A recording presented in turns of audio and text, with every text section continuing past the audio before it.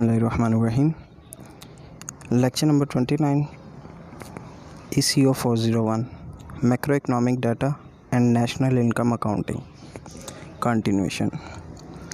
GDP at factor and market prices. GDP at factor and market prices. While market prices includes factor prices plus the indirect taxes imposed by the government. GDP at factor cost जो होता है वो basically equal होता है GDP at market price, जो market price पे GDP होता है, माइनस इनडायरेक्ट टैक्सेस।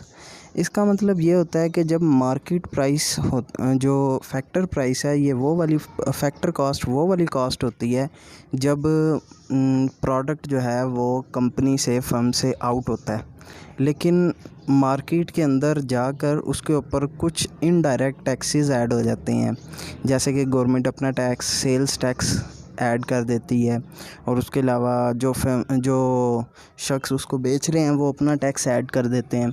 तो ये जो इनडायरेक्ट टैक्सेस ऐड हो रहे हैं ये सब मिलकर मार्केट प्राइस बन जाती है।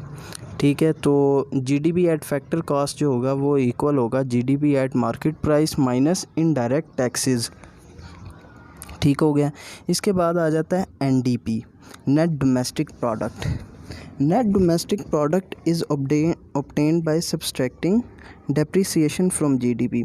अब क्योंकि टाइम बहुत थोड़ा रह गया है इसलिए मैं आपको ये जो है कंसेप्ट तो यही है कि नेट डोमेस्टिक प्रोडक्ट जो होता है वो डेप्रिसिएशन अलाउंस को माइनस करने से होता है, लेकिन हम अब ज़्यादा गौर करेंगे इसको याद कैसे रखा जाए, क्योंकि ये सब मिक्स हो जाता है।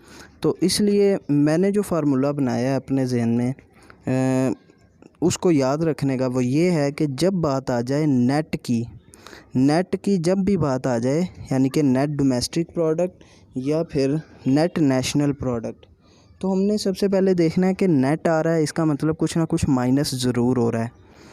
किस में से? डोमेस्टिक प्रोडक्ट, डीपी किसका लास्ट में आता है? जीडीपी का।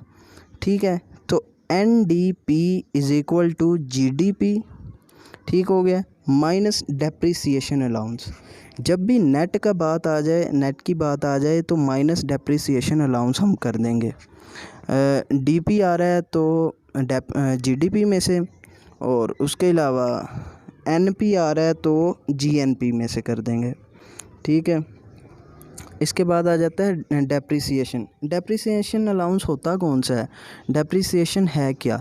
डेप्रिसिएशन होती है जब भी कोई चीज़ हम बनाते हैं तो उसको बनाने में कोई ना कोई चीज़ टूटती है या फिर कुछ ना कुछ ख़राब ज़रूर होती है चीज़।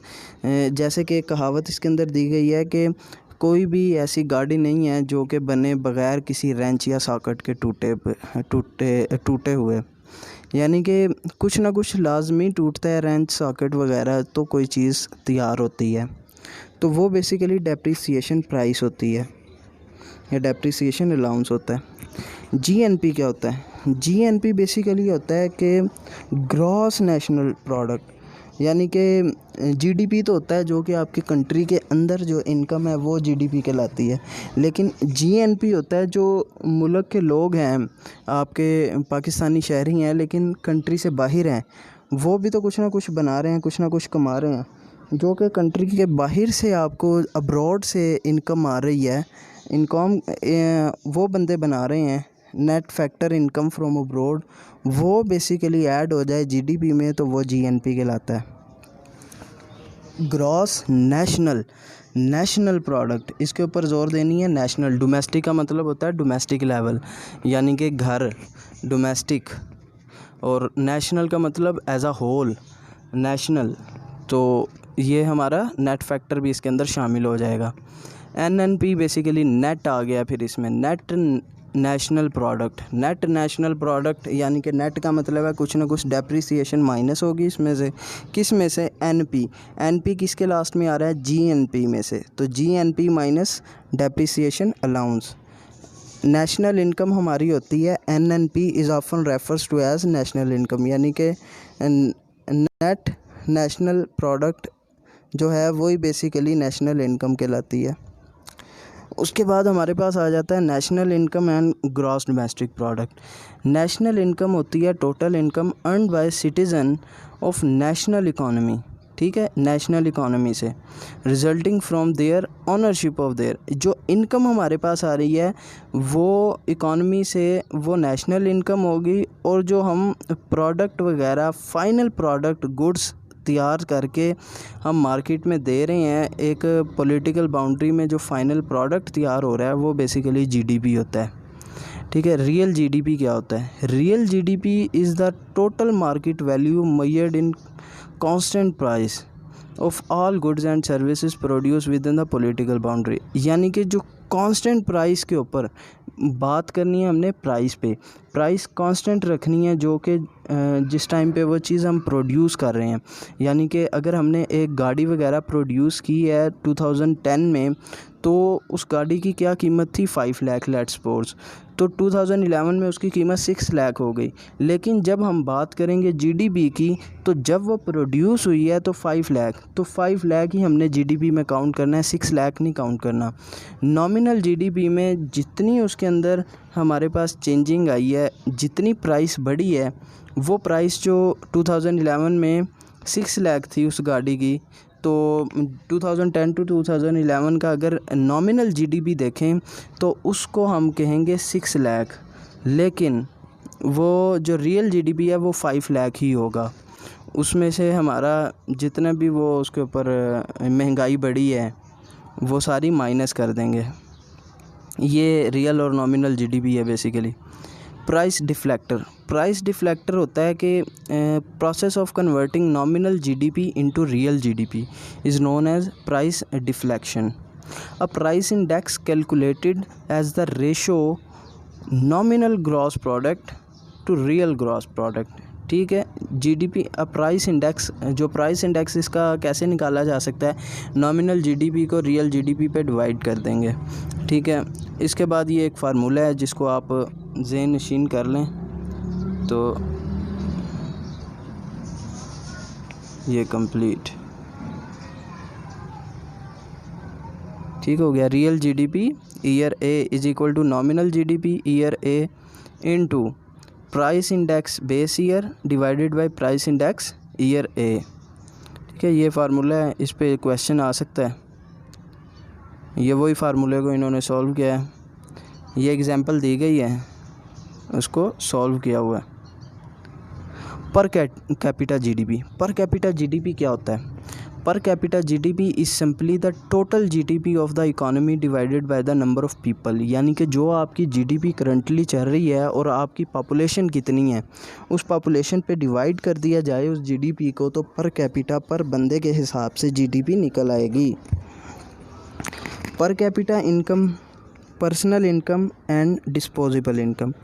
पर कैपिटा इनकम का मतलब होता है कि dividing the national income by total number of population. यानी कि जितनी भी नेशनल इनकम है हमारी, उसको हर बंदे पे, पॉपुलेशन पे डिवाइड कर दिया जाए, तो पर बंदे की जो हमारे पास पर कैपिटा इनकम आ जाएगी। इसके अलावा पर्सनल इनकम वो वाली इनकम होती है कि घर के जितने बंदे हैं या जो बंदा है उसने अपनी तमाम तर ख़िदमात सरअंजाम देकर जो मैक्सिमम उसके पास अमाउंट हासिल हुई है, उसे उसके पास जितने भी मैक्सिमम अमाउंट आई है उसको पर्सनल इनकम कहते हैं। अपनी तमाम तर मैक्सिमम आउटपुट देकर जो उसको पैसे मिले हैं वो उसकी पर्सनल इनकम होगी। डिस्पोजेबल इनकम तमाम पैसे पर उसमें से जितने भी गवर्नमेंट ने टैक्स लगा दिए हैं, जैसे इनकम टैक्स हो गया या दूसरे टैक्सेस, वो अगर या दूसरे फैक्टर्स वो अगर निकाल दिए जाएं तो फिर जो इनकम बचती है उसको डिस्पोजेबल इनकम कहते हैं। जैसे कि सिक्योरिटी का टैक्स वगैरह कट जाता है, उसके अलावा गवर्नमेंट ट्रांसफ़र पेमेंट्स का जो टैक्स कट जाता है, या वैसे गवर्नमेंट जो टैक्स लागू करती है इनकम टैक्स, ये सब कुछ अगर निकल जाए, जो हमारे पास इनकम बचती है वो डिस्पोजेबल इनकम कहलाती है। जीडीपी बेस्ड मेजरमेंट्स के 3 ड्रॉबैक्स हैं। पहला तो ये है कि जो जीडीपी हम मेजर कर रहे हैं क्या ये एक्यूरेट है? इसमें काफ़ी चीज़ें ऐड नहीं की जाती। किस तरह ऐड नहीं की जाती? जैसे कि कुछ लोग हैं जो अपने घर में पेंट जो है वो ख़ुद कर लेते हैं, अगर वो बाहर से करवाते तो उन्हें पे करना पड़ता, तो वो जीडीपी में काउंट हो जाता, लेकिन वो खुद कर रहे हैं। उसके अलावा जो वुमेन्स हैं वो खाना खुद पका रही हैं, अगर बाहर से परचेज़ करें तो वो जीडीपी में ऐड हो जाए, लेकिन औरतें खाना खुद बना रही हैं। और काफ़ी ऐसी सूरत हाल हो जाती हैं कि जिसमें जीडीपी में काउंट करवाया ही नहीं जाता जिसको। तो ये एक रीज़न है। दूसरी रीज़न ये है कि ब्लैक और इल्लीगल इकॉनमी, यानी कि वो जो बाहर से ब्लैक ट्रेड होती है, ठीक है, ब्लैक ट्रेड जितनी भी हो रही है ना, उससे जो हमें इनकम आ रही है तो वो तो किसी भी खाते में नहीं जाती, तो इसलिए वो भी जीडीपी के अंदर काउंट नहीं की जाती। GDP based measure of welfare or living standard also needs to be corrected for externalities.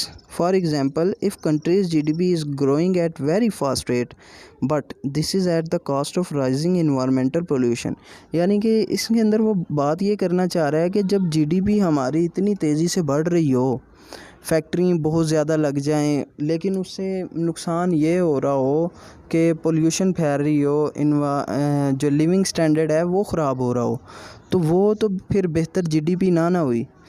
उससे बढ़ने से जीडीपी बढ़े, इसका मतलब जीडीपी बढ़ने का मतलब तो ये होता है कि लोगों का लिविंग स्टैंडर्ड बेहतर हो, लेकिन इससे तो डाउन हो रहा है, तो ये भी काउंट नहीं किया जाता जीडीपी के फैक्टर में। तो ये भी जो है ना लॉन्ग रन रिस्क जो है ना फेस करना पड़ता है।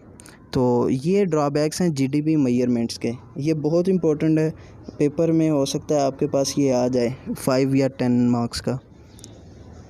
होप सो आपको लेक्चर अच्छा लगा होगा। नेक्स्ट लेक्चर भी बनाता हूँ। अल्लाह हाफिज़।